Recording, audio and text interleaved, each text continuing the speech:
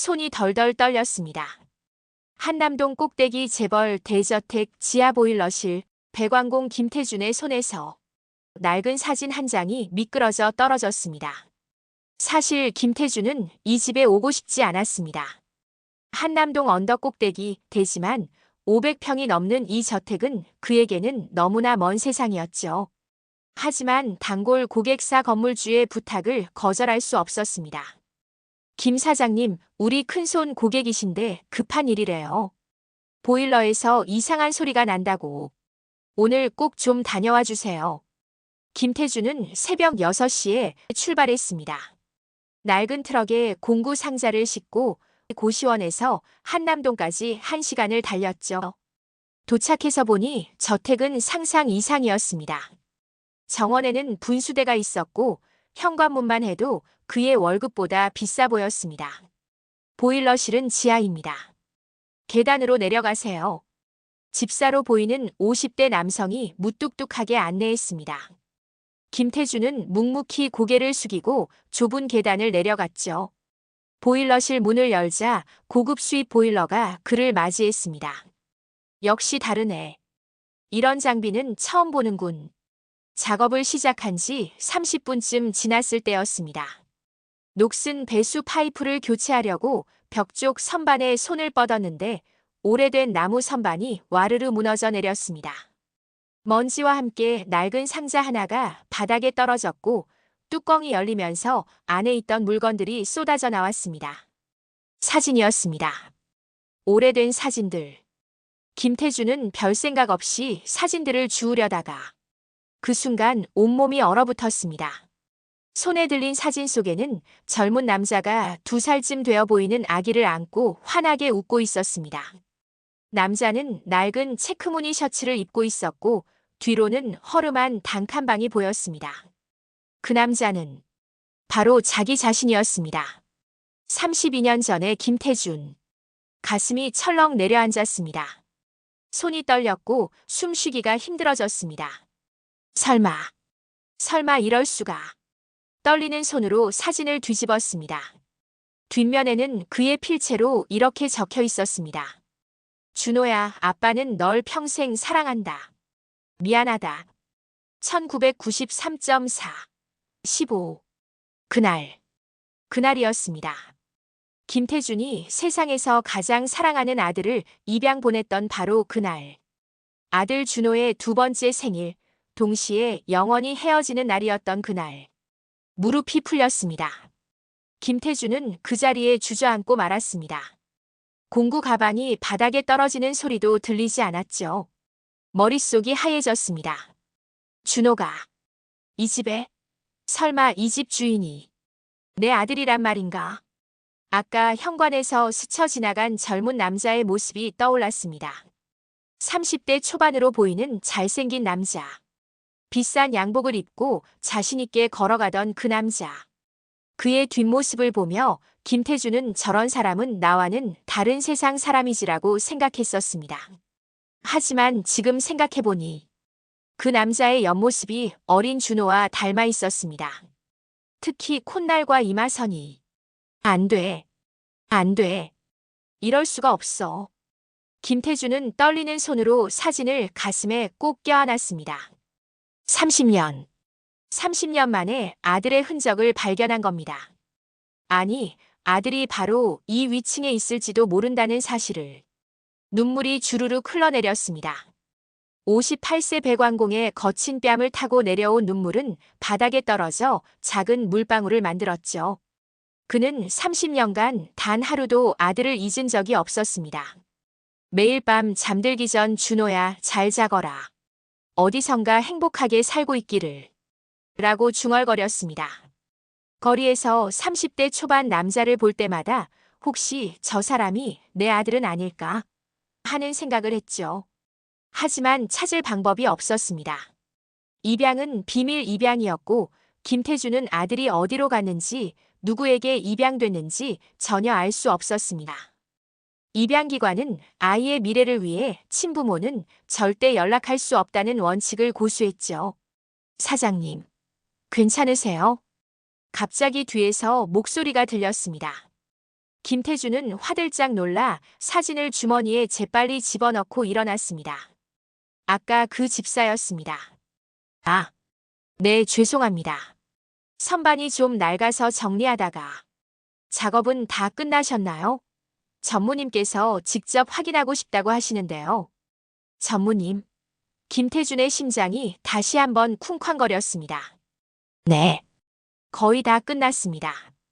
떨리는 손으로 공구를 정리하고 바닥에 떨어진 사진들을 다시 상자에 담았습니다. 하지만 그 한 장 자신과 준호가 함께 찍은 그 사진만은 주머니에 고이 간직했죠. 계단을 올라가는 김태준의 다리는 휘청거렸습니다. 30년 만에 아들을 만날지도 모른다는 생각에 온몸이 떨렸습니다. 동시에 두려움도 밀려왔죠. 내가 뭐라고 말해야 하지? 아들이 나를 알아볼까? 아니, 알아봐서는 안 되는 건가? 지금 저 아이는 이렇게 잘 살고 있는데 내가 나타나면 오히려 방해가 되는 거 아닐까? 복잡한 생각들이 머릿속을 가득 채웠습니다. 그리고 마침내 1층 거실에 도착했을 때 김태준은 그를 보았습니다. 창가에 서서 태블릿을 보고 있는 젊은 남자. 네이비색 정장을 완벽하게 차려입은 그는 햇빛을 받아 더욱 당당해 보였습니다. 그리고 그 순간 김태준은 확신했습니다. 저 사람이 내 아들 준호다. 김태준의 눈앞이 흐려졌습니다. 아니, 정확히는 32년 전 그날로 되돌아간 것 같았습니다. 1993년 봄이었습니다.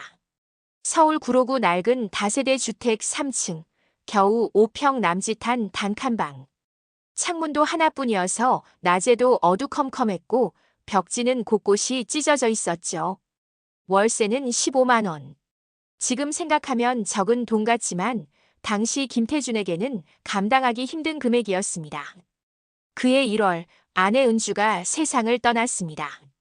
공장에서 일하다 끼임 사고를 당했죠.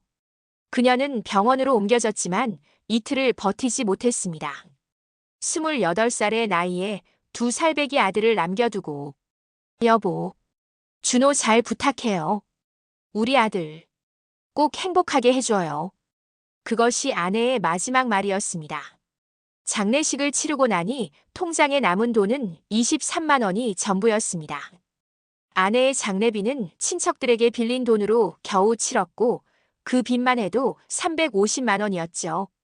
김태준은 공사 현장에서 일용직으로 일했는데 날이 굳으면 일을 못 나가 수입이 끊겼습니다.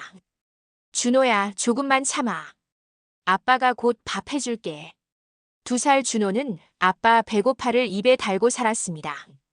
김태준은 하루에 라면 하나를 끓여 아들 입에 대부분을 넣어주고 자신은 국물만 마셨죠. 아빠는 안 배고파. 준호가 많이 먹어야지.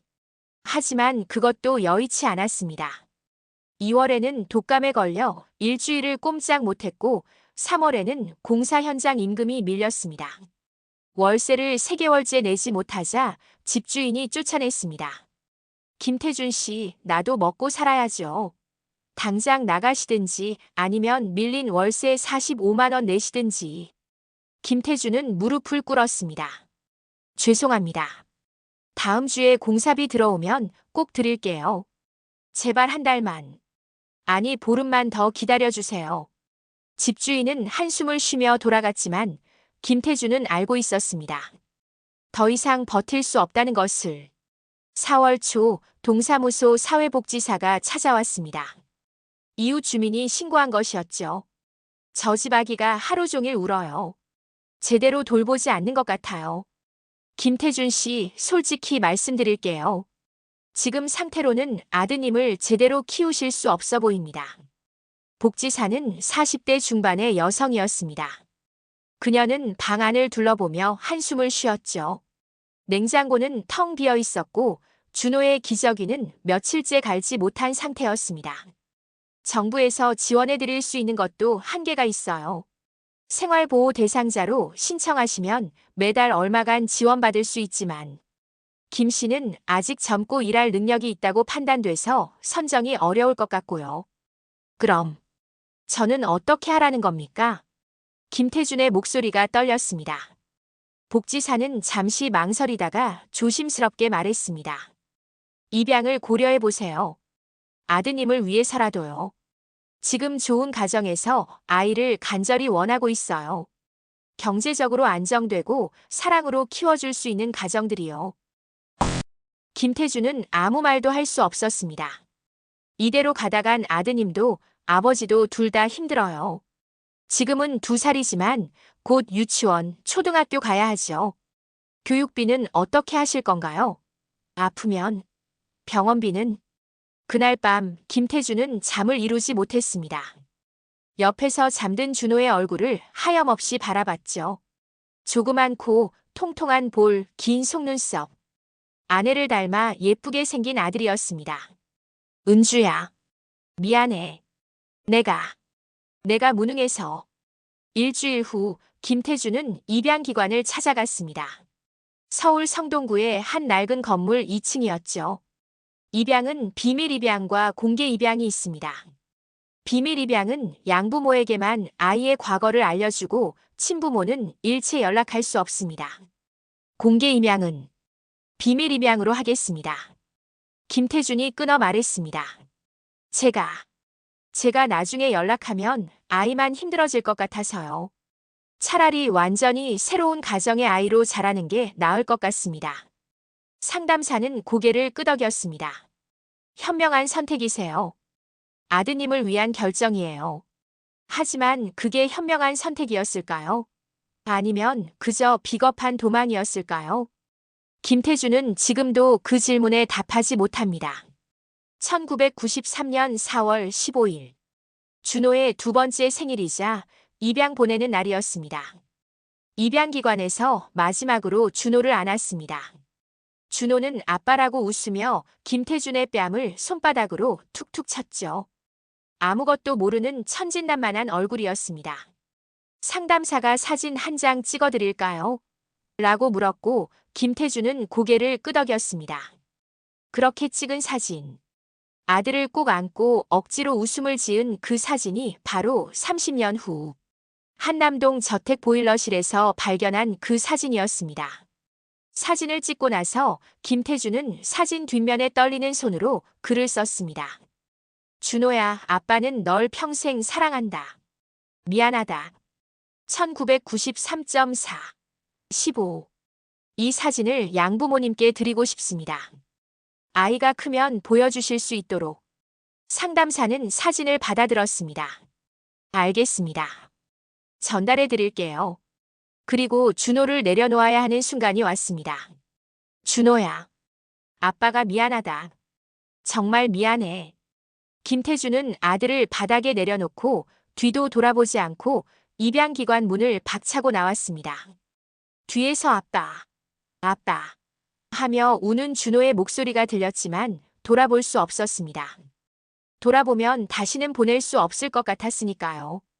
그날 이후 김태준은 30년간 단 하루도 아들을 잊은 적이 없었습니다. 매일 밤 술을 마시며 준호야 미안해, 준호야 보고 싶다를 되뇌었죠. 그는 다시는 결혼하지 않았습니다. 아무도 은주를 대신할 수 없었고 무엇보다 자신에게는 가정을 꾸릴 자격이 없다고 생각했으니까요. 배관일을 배워 작은 사무실을 차렸고 직원 2명을 데리고 근근히 살아왔습니다. 돈을 벌면 전부 저축했습니다. 언젠가 준호를 찾으면 그동안 못해준 것들을 다 해줘야지라는 생각으로. 하지만 찾을 방법이 없었습니다. 비밀 입양이었기에 어디로 갔는지 누가 키우는지 전혀 알 수 없었죠.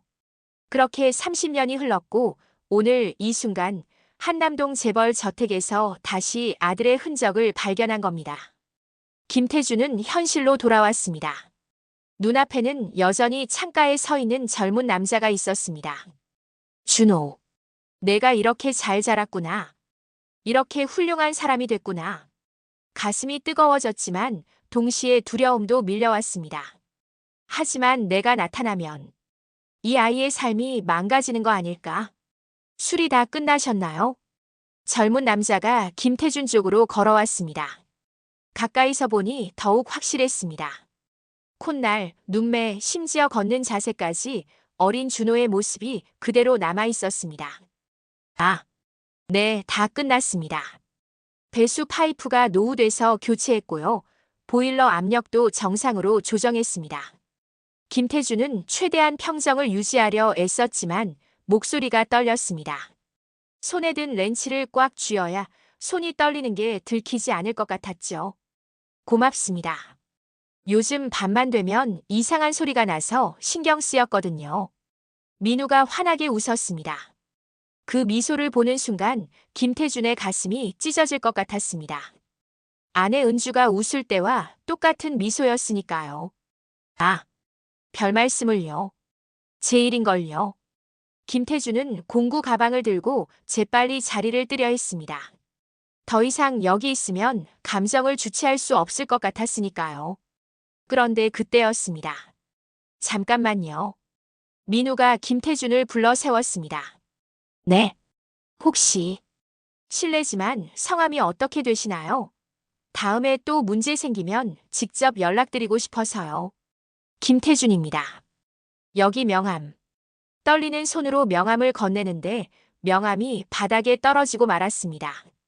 김태준이 황급히 주우려다 민우도 동시에 몸을 숙였고 두 사람의 손이 명함 위에서 마주쳤습니다. 그 순간 이상한 일이 벌어졌습니다. 민우가 김태준의 얼굴을 빤히 쳐다보며 멈칫했습니다. 마치 무언가를 느낀 것처럼. 죄송한데요. 혹시 우리 전에 만난 적 있나요? 아니요, 처음 뵙습니다. 그런데 왜 이렇게 낯이 익죠? 이상하네. 민우는 고개를 갸웃거리며 김태준을 계속 쳐다봤습니다. 김태준은 식은땀이 흘렀습니다. 설마 알아보는 건가? 아니야, 그럴 리 없어. 2살 때 헤어졌는데. 아마 제가 이 동네에서 일을 자주 해서 그러실 겁니다. 하. 억지로 웃으며 자리를 피하려는데 현관문이 열리며 한 남자가 들어왔습니다. 60대 초반으로 보이는 남자. 고급 양복을 입고 있었고 카리스마 넘치는 인상이었습니다. 그는 민우와 김태준을 번갈아 보더니 날카로운 눈빛을 김태준에게 고정시켰죠. 아버지 오셨어요? 보일러 수리 기사님이세요. 민우가 소개했지만 그 남자 강태석 회장은 대답하지 않았습니다. 그저 김태준을 위아래로 훑어볼 뿐이었죠. 몇 살이신가요? 갑자기 던진 질문에 김태준은 당황했습니다. 예? 58입니다. 58. 고향은 서울입니다만. 결혼은 하셨나요? 아버지, 왜 그러세요? 그런 걸 왜 물어보시는 거예요? 민우가 이상하다는 표정으로 아버지를 쳐다봤지만 강 회장은 김태준에게서 눈을 떼지 않았습니다. 예전에 결혼했다가 일찍 아내를 여의었습니다. 자식은? 김태준의 심장이 쿵쾅거렸습니다. 이 사람이 혹시 알고 있는 건가? 없습니다. 거짓말이었습니다. 하지만 어쩔 수 없었습니다. 강 회장의 눈이 가늘어졌습니다. 마치 정말 그런가? 라고 묻는 것 같았죠. 수고하셨습니다. 민우야, 기사님 나가시도록 해라. 네, 아버지. 이쪽으로 오세요. 민우가 김태준을 현관까지 안내했습니다. 김태준은 뒤에서 강 회장의 날카로운 시선이 자신의 등을 뚫고 들어오는 것을 느낄 수 있었습니다. 현관 계단을 내려가는데 김태준의 다리가 휘청거렸습니다. 30년 만에 아들을 봤다는 충격과 강 회장의 의심스러운 태도가 겹쳐 정신이 혼미해졌죠. 계단을 거의 다 내려왔을 때 김태준은 무의식적으로 옛날 준호를 재울 때 불러주던 자장가를 흥얼거렸습니다. 잠들어라 아가야, 작은 별들이 하늘 창가에. 그 순간 위에서 민우의 목소리가 들렸습니다. 저기요. 김태준이 화들짝 놀라 돌아봤습니다. 그 노래 어디서 들어본 것 같은데. 민우가 계단 위에서 묘한 표정으로 김태준을 내려다보고 있었습니다. 그냥 옛날 노래입니다. 김태준은 황급히 트럭에 올라탔습니다. 시동을 걸고 저택을 빠져나왔지만 백미러로 보니 민우가 여전히 현관에 서서 자신을 쳐다보고 있었습니다. 그리고 그 옆에 강 회장이 나타났습니다. 아버지와 아들이 무언가 대화를 나누는 것 같았죠. 김태준은 저택을 완전히 벗어난 후에야 차를 갓길에 세웠습니다. 핸들에 이마를 대고 한참을 그대로 있었죠. 준호야, 아빠가 너를 찾았어. 근데 어떻게 해야 할지 모르겠구나. 눈물이 주르륵 흘러내렸습니다. 한편 저택에서는 민우야, 아까 그 기사. 혹시 이상한 점 못 느꼈니? 강 회장이 아들에게 물었습니다. 이상한 점이요? 글쎄요. 근데 묘하게 낯이 익은 것 같긴 했어요. 그리고 제가 어렸을 때 들었던 자장가를 알고 계셨던 것 같고요. 강 회장의 얼굴이 굳어졌습니다. 왜 그러세요, 아버지? 아니다. 그냥 조심해라. 세상에는 이상한 사람들이 많으니까.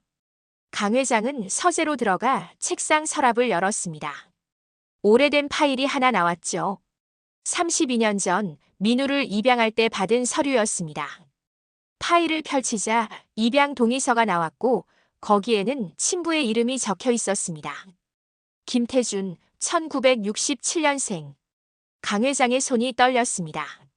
설마 그 사람이. 강 회장은 창밖을 내다봤습니다. 저 멀리 김태준의 낡은 트럭이 사라지는 게 보였죠. 절대 안 돼. 민우는 이제 내 아들이야. 30년간 내가 키웠어. 지금 와서. 강 회장의 눈빛이 차갑게 식었습니다. 다음 날 새벽 5시 30분.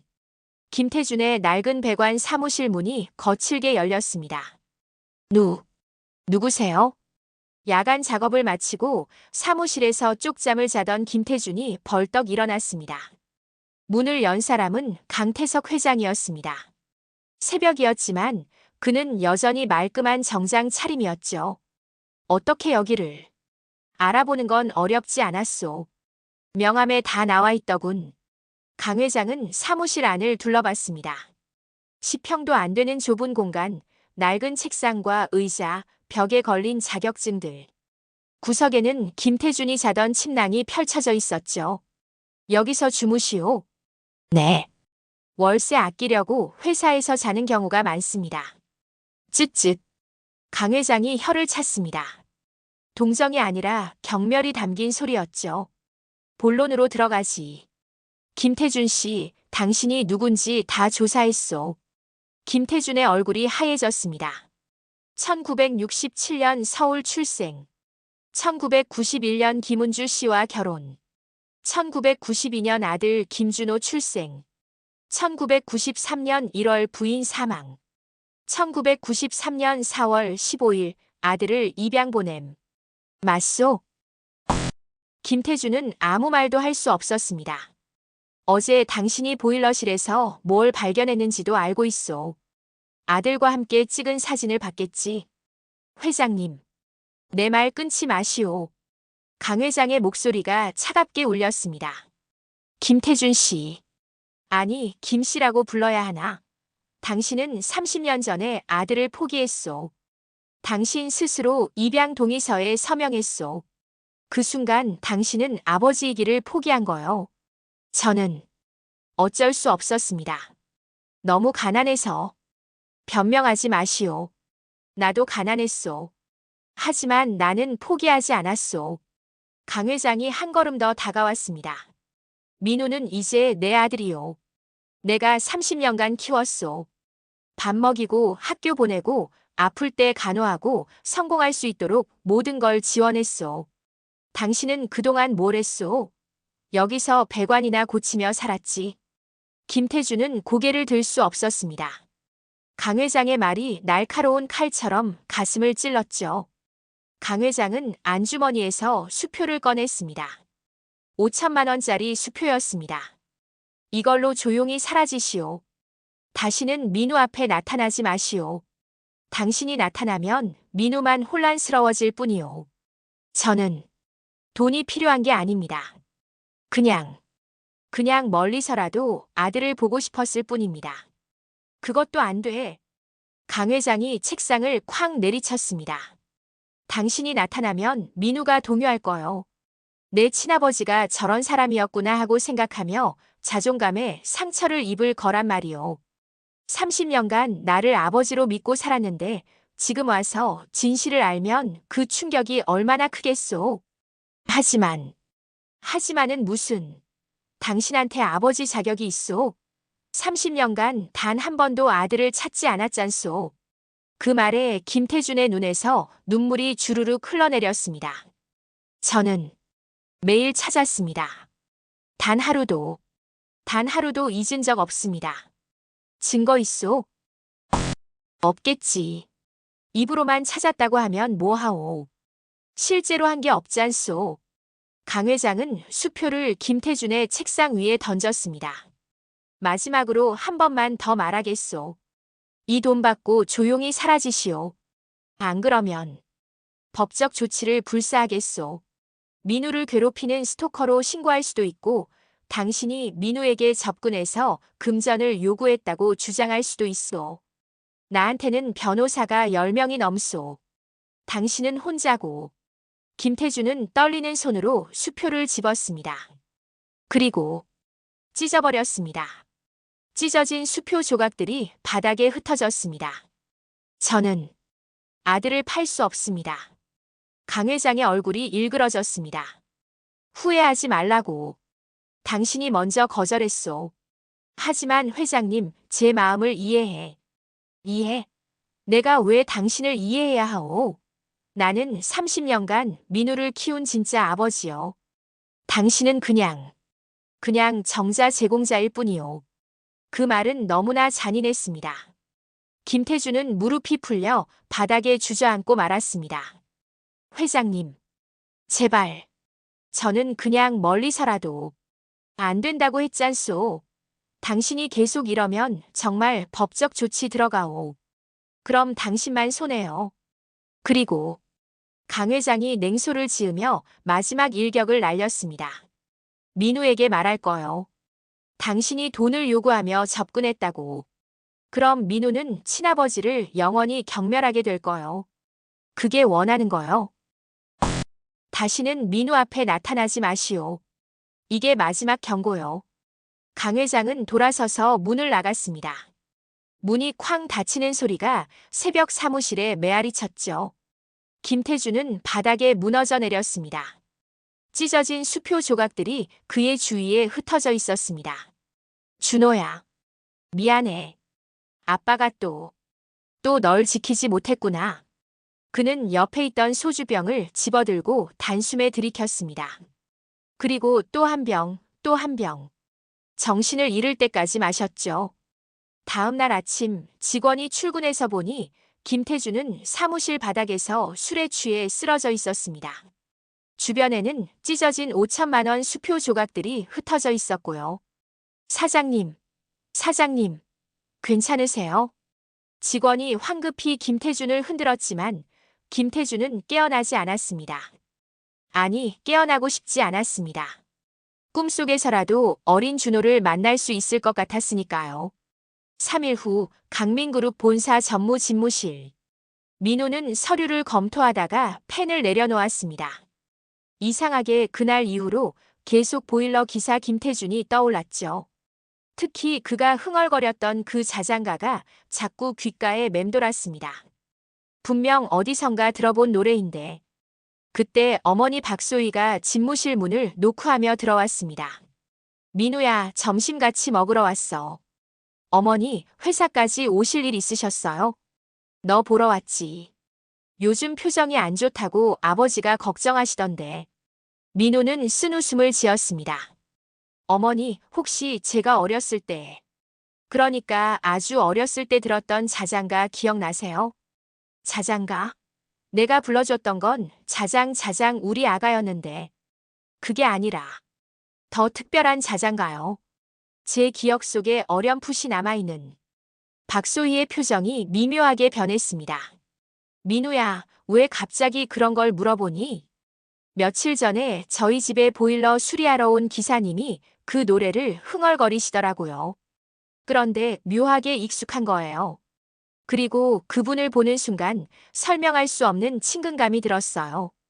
박소희의 손이 살짝 떨렸습니다. 그냥 우연일 거야. 그 노래가 옛날에 유행했던 자장가일 수도 있고. 어머니, 뭔가 숨기시는 거 아니에요? 무슨 소리니? 내가 뭘 숨겨? 박소희가 너무 당황하는 바람에 민우는 더욱 의심스러워졌습니다. 어머니, 저 알고 있어요. 제가 입양하라는 거. 10살 때 우연히 서류를 봤거든요. 박소희는 할 말을 잃었습니다. 어머니와 아버지를 원망한 적은 없어요. 오히려 감사했죠. 이렇게 훌륭하게 키워주셔서. 하지만 가끔은 궁금해요. 저를 낳아주신 분들은 어떤 사람이었는지, 왜 저를 보냈는지. 민우야. 그 기사님이. 혹시. 민우가 말을 끝내기 전에 박소희가 끼어들었습니다. 아니야. 절대 아니야. 그냥 평범한 기사님이셨어. 너무 깊이 생각하지 마. 하지만 박소희의 눈빛은 동요하고 있었습니다. 점심을 마치고 돌아온 민우는 비서에게 물었습니다. 며칠 전 우리 집 보일러 수리하러 온 기사 연락처 알아낼 수 있어? 네, 전무님. 바로 알아보겠습니다. 30분 후 민우는 김태준의 배관 사무실 주소를 손에 쥐고 있었습니다. 오후 4시 민우는 회사를 일찍 빠져나와 김태준의 사무실을 찾아갔습니다. 서울 영등포구의 낡은 상가 건물 2층이었죠. 계단을 올라가 문을 열자 한 젊은 직원이 놀란 표정으로 일어났습니다. 어서 오세요.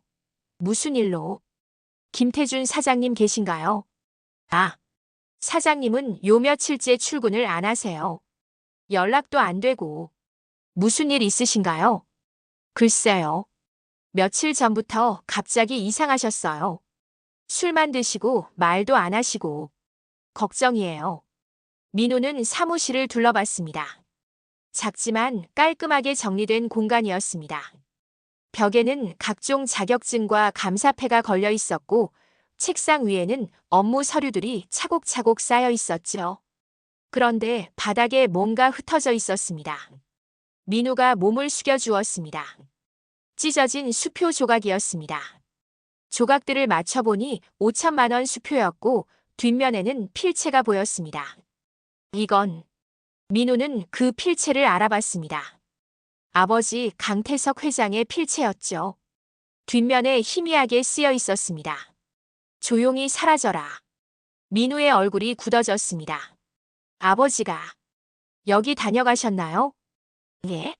아, 네. 며칠 전 새벽에 고급 승용차 타신 어른이 오셨는데 그분이 뭐라고 하셨나요? 저는 잘 모르겠어요.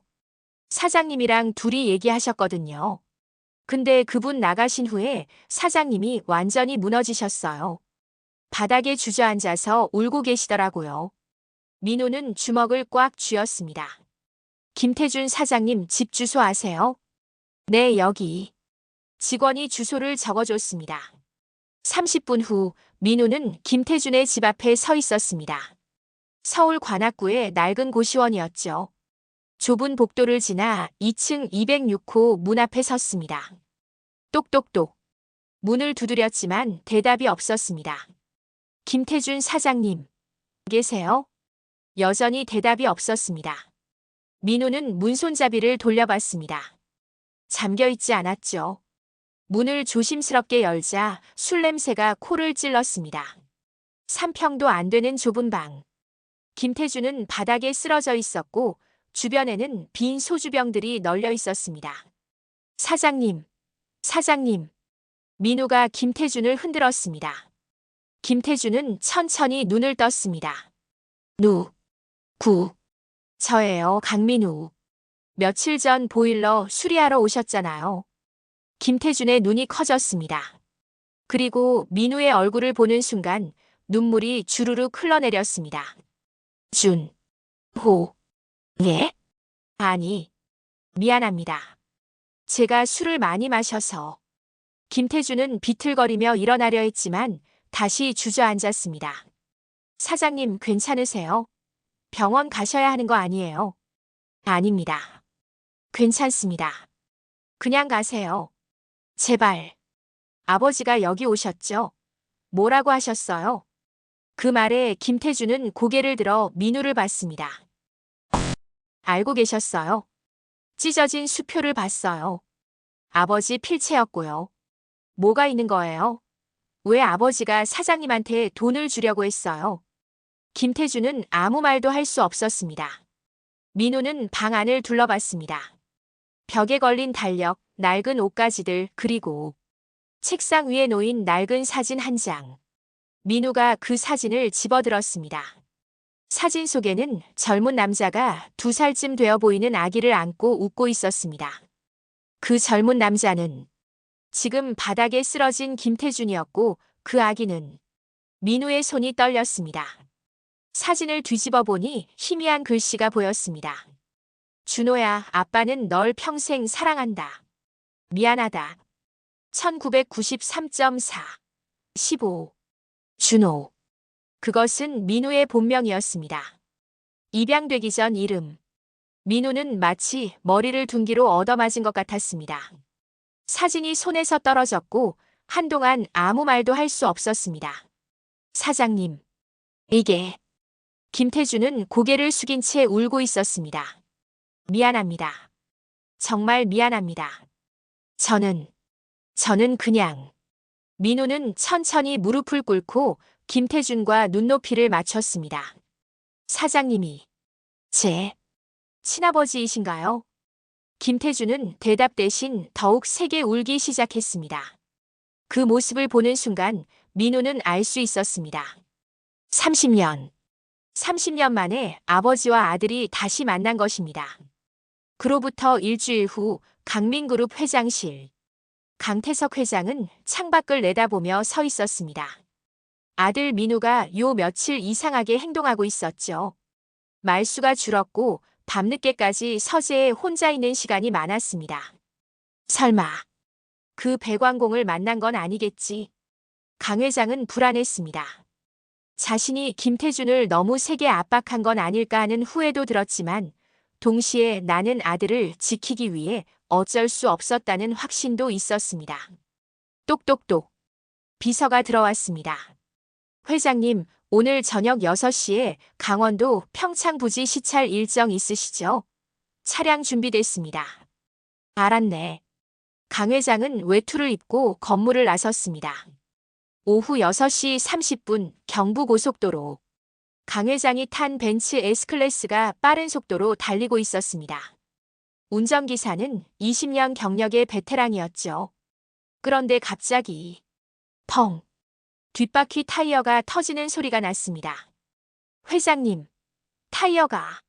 차가 심하게 흔들렸고 운전기사가 급히 핸들을 조작해 간신히 갓길에 차를 세웠습니다. 괜찮으십니까, 회장님? 응, 다행히. 타이어를 갈아야겠군. 네, 제가 예비 타이어로. 그때였습니다. 뒤에서 요란한 경적 소리가 들렸습니다. 백미러를 보니 대형 화물차가 빠른 속도로 다가오고 있었습니다. 그런데 이상했습니다. 속도를 줄이지 않고 있었죠. 저 트럭이 왜 저래? 운전기사의 얼굴이 새하얘졌습니다. 화물차는 계속 다가왔습니다. 50m, 30m, 10m. 회장님, 빨리 나가세요. 강 회장이 차 문을 열고 뛰쳐나가려는 순간 화물차는 이미 5m 앞까지 다가와 있었습니다. 브레이크가 고장난 것이 분명했죠. 이대로 죽는 건가?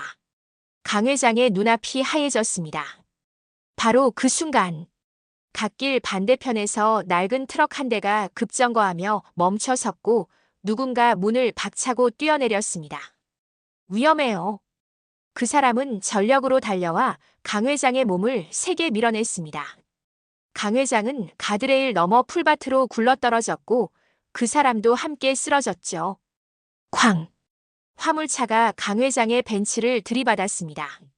벤츠는 10m나 밀려났고 안에 있던 운전기사는 간신히 반대편 문으로 빠져나와 목숨을 건졌습니다. 폭우가 내리기 시작했습니다. 강 회장은 진흙탕에 쓰러진 채 거친 숨을 몰아쉬었죠. 회장님, 괜찮으세요? 누군가 강 회장을 일으켜 세우려고 했습니다. 강 회장이 고개를 들어 그 사람의 얼굴을 봤습니다. 김태준이었습니다. 온몸이 진흙투성이가 된 김태준이 강 회장을 부축하고 있었습니다. 신이 다치신 데는 없으세요? 김태준이 걱정스러운 얼굴로 물었습니다. 방금 전 강 회장을 협박했던 그 사람이라고는 믿을 수 없을 만큼 진심 어린 표정이었죠. 왜 날? 강 회장은 믿을 수가 없었습니다. 자신을 협박하고 아들에게서 떼어놓으려 했던 그 사람이 왜 자신을 구한 걸까? 당신은 나를 미워하지 않소? 미워하죠. 김태준이 솔직하게 대답했습니다.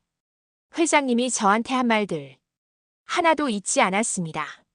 정자 제공자일 뿐이라는 말도요. 그런데 왜? 하지만 회장님은 제 아들을 30년간 키워주신 분입니다. 김태준의 눈에 눈물이 고였습니다.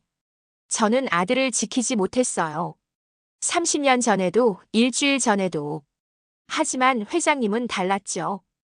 회장님은 준호를, 아니, 민우를 지켰어요. 밥 먹이고 학교 보내고 사람 되게 키우셨잖아요. 제가 못해준 모든 것을 회장님이 해주셨어요. 그것만으로도 회장님은 제게 은인입니다. 아들을 키워준 당신만큼은 제가 지켜야죠. 강 회장의 눈에서 눈물이 흘러내렸습니다. 폭우와 섞여 얼굴을 타고 내려왔죠. 나는 너무 이기적이었소. 아닙니다. 아니요. 나는 아들을 사랑한 게 아니라 소유하려 했소. 당신을 협박하고 돈으로 해결하려 했소. 그게 사랑이라고 착각했소. 강 회장은 진흙 속에 무릎을 꿇었습니다. 미안하오. 정말 미안하오. 당신한테도 민우한테도. 김태준은 강 회장을 일으켜 세웠습니다. 일어나세요. 회장님은 잘못한 게 없어요. 아들을 사랑한 것뿐이잖아요. 저도 똑같았을 거예요. 두 사람은 폭우 속에서 서로를 마주봤습니다. 진흙투성이가 된 60대 재벌 회장과 50대 배관공. 겉으로는 너무나 다른 두 사람이었지만 그들의 마음속에는 같은 사람을 사랑하는 마음이 있었습니다. 바로 강민우, 김준호 회장님, 김 선생. 두 사람은 더 이상 말을 잇지 못했습니다. 대신 서로의 어깨를 잡고 한참을 서 있었죠. 구급차가 도착했고 두 사람 모두 병원으로 이송됐습니다. 다행히 큰 부상은 없었습니다. 병원 응급실 대기실. 박소희가 황급히 달려왔습니다. 여보, 괜찮아요? 응. 다행히. 강 회장은 옆에 앉아있는 김태준을 가리켰습니다. 이분이 날 구해줬소. 김태준. 민우의 친아버지요. 박소희는 김태준을 보며 고개를 숙였습니다. 감사합니다. 정말 감사합니다. 아닙니다. 당연한 일을 했을 뿐입니다. 그때 복도 끝에서 민우가 뛰어왔습니다. 아버지, 괜찮으세요? 민우야. 강 회장은 아들을 꼭 안았습니다. 미안하다. 아버지가 정말 미안하다. 민우는 무슨 말인지 이해하지 못했지만 아버지의 품에 안겨 있었습니다. 그리고 옆에 서 있는 김태준을 봤습니다. 진흙투성이가 된 김태준이 민우를 보며 조용히 미소 지었죠. 민우는 알 수 있었습니다. 무언가 큰 변화가 시작됐다는 것을. 3일 후 강민그룹 회장 저택. 강 회장은 병원에서 퇴원한 후 서재에 홀로 앉아 있었습니다. 책상 위에는 32년 전 입양 서류가 펼쳐져 있었죠. 여보. 박소희가 서재 문을 열고 들어왔습니다. 어떻게 할 거예요? 민우한테 말해야겠소. 정말요? 그렇게 숨기려고 했으면서. 내가 틀렸소. 사랑은 소유가 아니라는 걸. 그분한테 배웠소. 강 회장의 눈에 눈물이 고였습니다. 그분은 날 구했소. 나를 협박하고 아들을 빼앗으려 한 사람을 말이오. 나라면 그럴 수 있었을까? 아마 못했을 거요. 여보. 민우는 알 자격이 있소. 자신을 낳아준 아버지가 어떤 사람인지 왜 보내야 했는지를 말이요. 바로 그때 서재 문이 열리며 민우가 들어왔습니다. 아버지, 제가 들어가도 될까요? 민우야, 앉아라. 할 말이 있다. 민우는 아버지 맞은편에 앉았습니다. 강 회장은 깊은 숨을 들이쉬고 입을 열었습니다. 민우야, 너. 내가 입양하라는 거 알고 있지? 네, 알고 있어요. 아버지. 그리고 며칠 전 보일러 수리하러 온 김태준 씨를 만났다며? 민우의 심장이 두근거렸습니다. 네. 만났어요. 그분이 내 친아버지다. 민우는 이미 짐작하고 있었지만 아버지 입에서 직접 듣는 순간 가슴이 뜨거워졌습니다. 아버지는 알고 계셨어요. 처음 그분을 봤을 때부터 의심했다. 입양 서류에 친부 이름이 김태준, 1967년생이라고 적혀 있었거든. 그리고 입양기관에서 너와 함께 찍은 사진도 있었지. 그래서 그분을 협박했다. 협박이요? 강 회장은 고개를 숙였습니다. 돈을 주고 사라지라고 했다. 다시는 내 앞에 나타나지 말라고. 법적 조치도 불사하겠다고 위협했지. 민우의 주먹이 꽉 쥐어졌습니다. 왜 그러셨어요? 두려웠다. 내가 떠날까봐. 강 회장의 목소리가 떨렸습니다. 너는 내 전부였다, 민우야. 30년간 내 삶의 이유였고 매일 아침 일어나는 이유였어. 그런데 친아버지가 나타나면 내가 그분한테 가버릴까봐 무서웠다. 아버지. 하지만 내가 틀렸다. 그분은, 김태준 씨는 날 구했어. 목숨 걸고 말이야. 자신을 협박한 사람을, 아들을 빼앗으려 한 사람을 구했단 말이다. 강 회장은 눈물을 흘렸습니다. 그분은 진짜 아버지였어. 나는 그저 이기적인 소유자였을 뿐이고. 아버지. 민우가 강 회장의 손을 꽉 잡았습니다. 아버지도 진짜 아버지예요. 30년간 저를 키워주신 분이잖아요. 밥 먹여주시고 학교 보내주시고 아플 때 간호해주시고. 그게 진짜 아버지 아니면 뭐예요? 민호야. 저는 어디도 안 가요.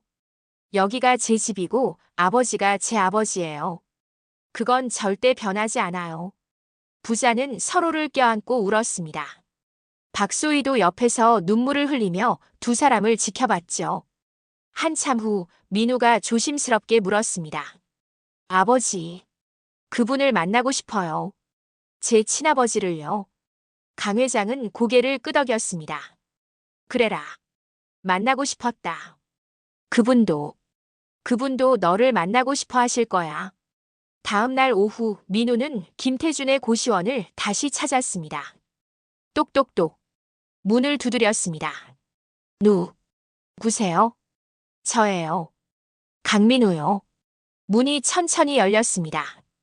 김태준은 며칠간 술을 끊고 정신을 차린 모습이었지만 여전히 초췌해 보였습니다. 들어오세요. 민우는 좁은 방 안으로 들어갔습니다. 그리고 방 안을 둘러보는 순간 숨이 멎을 것 같았습니다. 벽 전체가 종이로 뒤덮여 있었습니다. 가까이 다가가 보니 그것은 일기장 페이지들이었습니다. 30년간 매일 쓴 일기. 준호야, 오늘도 아빠는 너를 찾지 못했다. 미안하다. 사랑한다. 1993.4 16 준호야, 오늘 버스에서 너와 비슷한 나이 아이를 봤다.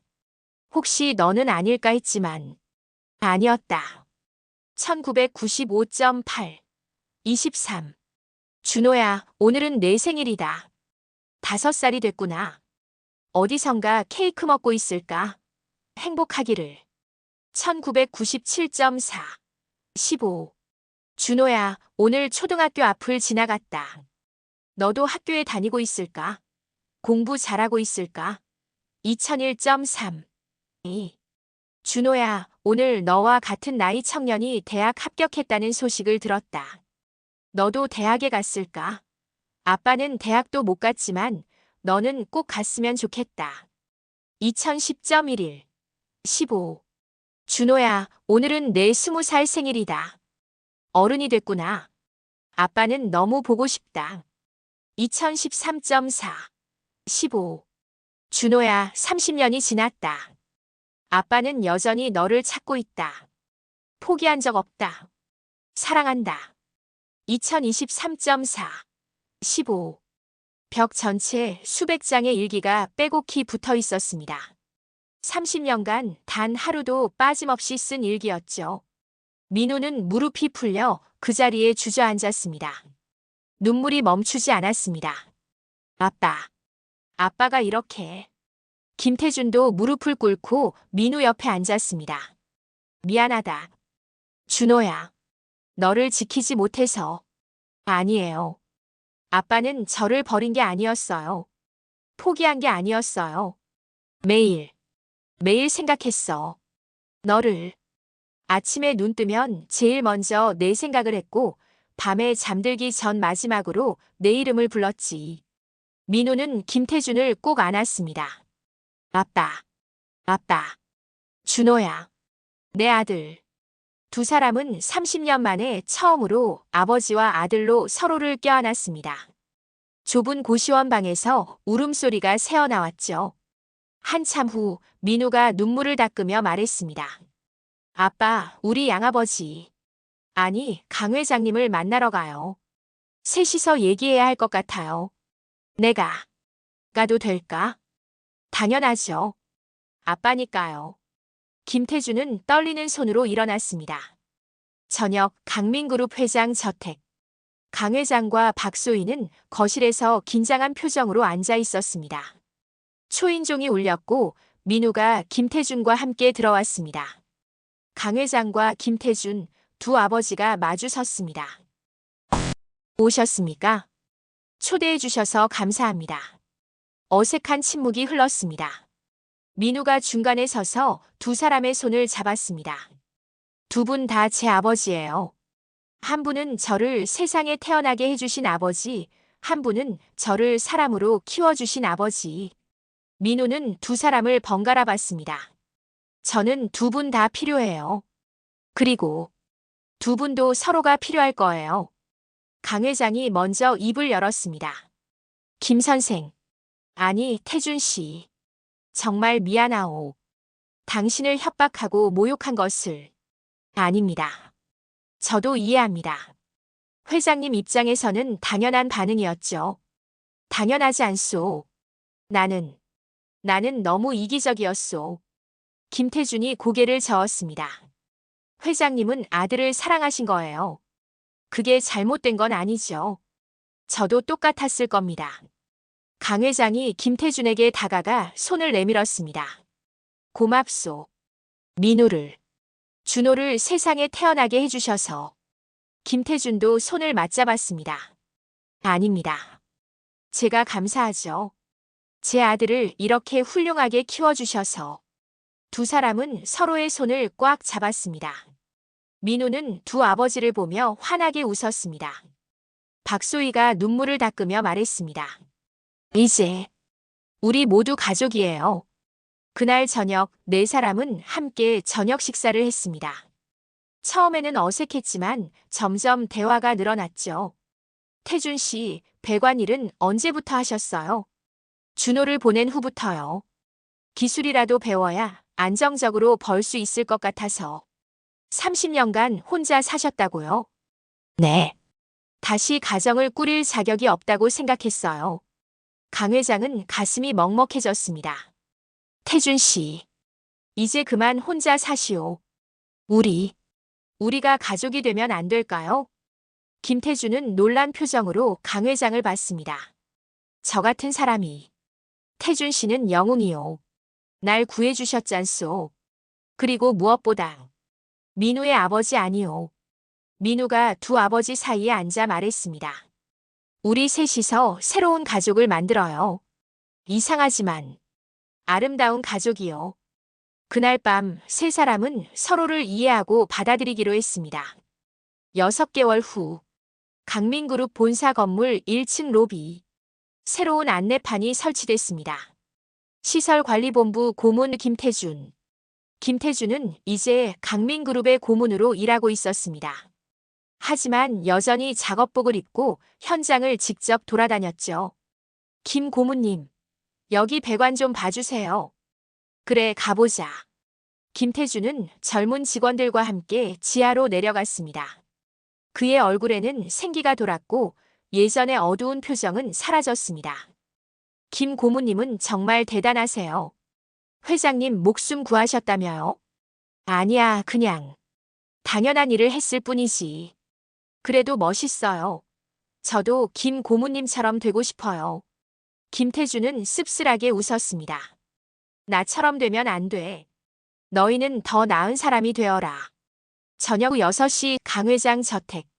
거실 테이블에는 풍성한 저녁 식사가 차려져 있었습니다. 강 회장, 박소혜, 민우 그리고 김태준이 함께 앉아 있었죠.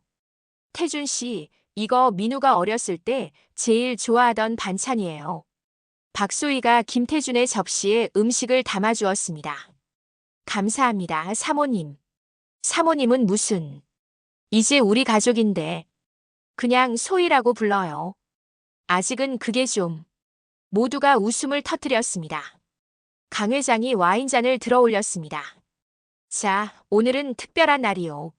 민우가 중요한 발표가 있다고 했지. 민우가 고개를 끄덕이며 일어났습니다. 네. 사실은 다음 달에 프러포즈할 계획이에요. 오, 정말? 박소희가 깜짝 놀라며 물었습니다. 네. 3년간 사귄 여자친구한테요. 그런데 민우가 두 아버지를 번갈아 봤습니다. 결혼식 때 두 분 다 줄에 서주실 수 있으세요? 강 회장과 김태준이 동시에 서로를 쳐다봤습니다. 우리 둘 다? 네. 한 분은 제 어린 시절을, 한 분은 제 출생을 증언해 주시는 거예요. 둘 다 제 아버지시니까요. 강 회장이 김태준에게 손을 내밀었습니다. 태준 씨 함께 하시겠소? 김태준도 손을 맞잡았습니다. 영광입니다, 회장님. 회장님은 무슨? 이제 우리 사돈 아니오? 모두가 웃음을 터뜨렸습니다. 식사 후 세 남자는 함께 저택 뒤편 산책로를 걸었습니다. 석양이 지고 있었습니다. 붉은 노을이 하늘을 물들이고 있었죠. 아버지. 민우가 두 사람을 불렀습니다. 내가 두 명의 아버지를 부르면 우리 둘 다 대답해야 하니 불편하지 않니? 강 회장이 농담조로 물었습니다. 불편하지 않아요. 오히려 행복해요. 민우는 두 아버지의 어깨에 손을 얹었습니다. 저는 세상에서 가장 운이 좋은 사람이에요. 아버지가 두 분이나 계시니까요. 강 회장이 김태준에게 말했습니다. 태준 씨 고맙소. 당신이 민우를, 준호를 세상에 태어나게 해주셔서. 아닙니다. 제가 더 감사하죠. 제 아들을 이렇게 훌륭하게 키워주셔서. 두 사람은 서로를 보며 미소 지었습니다. 민우가 말했습니다.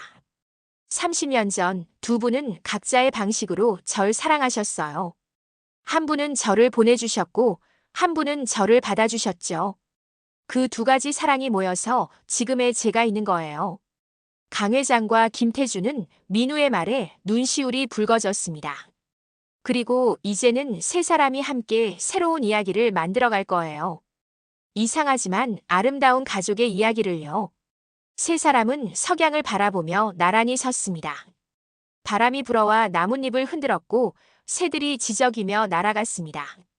김태준은 생각했습니다. 은주야, 우리 아들 잘 컸어. 이렇게 훌륭한 사람이 됐어. 그리고 나, 이제 혼자가 아니야. 가족이 생겼어. 강 회장도 생각했습니다. 나는 아들을 소유하려 했지.